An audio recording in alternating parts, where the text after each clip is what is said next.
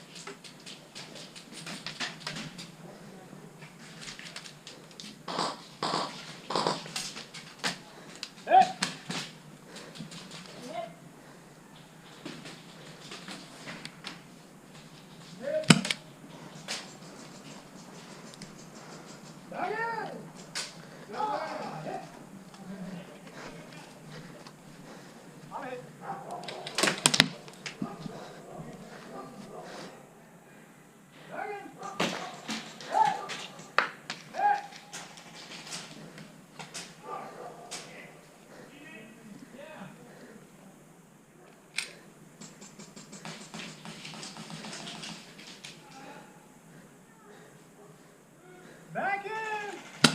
Hey!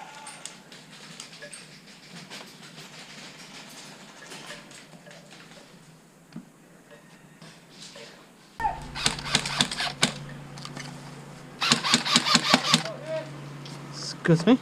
Watch out.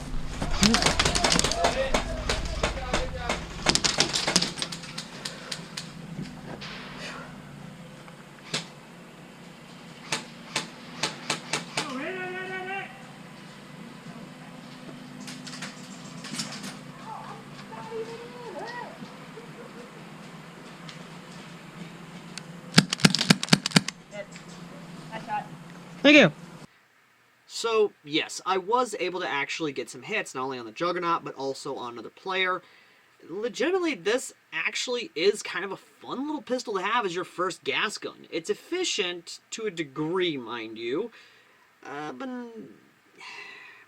it has ups and downs. It really does.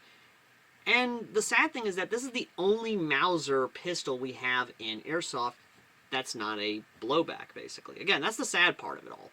The only other Mauser pistols we have that are blowbacks are, of course, the C96 styles, or the M712 styles, or even the full-on Mauser C96/M712 carbine variants from HFC.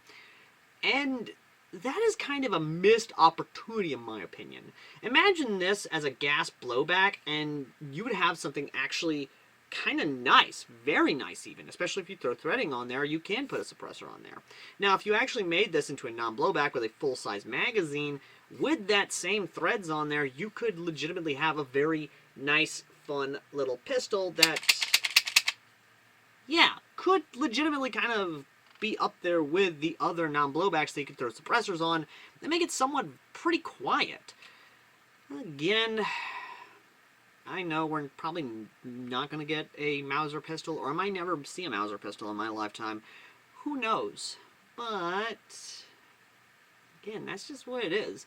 And the only other compact gas blowback we got of this, or at least something of this nature, is basically the Walther PPK, or the PPQ, the iconic James Bond handgun. That is the only other small compact pistol we have that's a gas blowback, sadly. But I'm stalling a bit.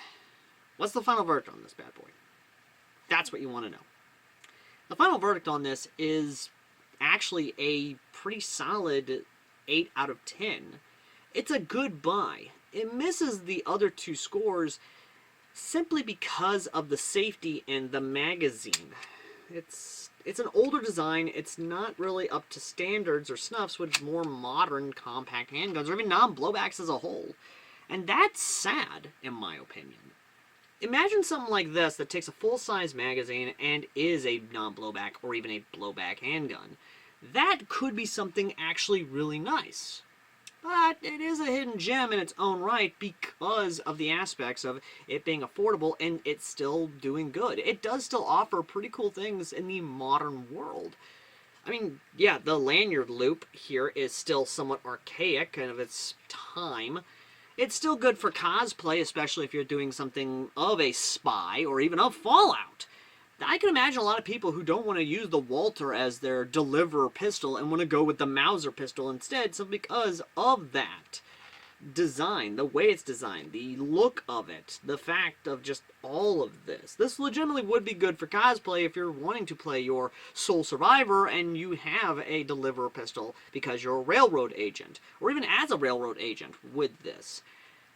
The other thing, and the other reason why it doesn't exactly get the high score as well, is because sometimes the magazine will eject itself out, so you have to kind of hold your pinky under it to keep it from falling out when firing the gun. That's the other thing that's kind of sad about it, is the fact of the magazine is friction fitted in and only locked in because of that right there. That is a design philosophy that has long since gone away, and we now have actual magazine releases, even though it has the magazine release molded into it along with the fill valve right there. It is something. It is definitely something. But, ladies and gentlemen, that's all I can say. Really, that's legitimately all I can say. Anyway, thank you all so very much for watching. As always, I've been AirsoftAL, and I shall see you all in the next video. If you want to help out the channel, links down below. Till next time.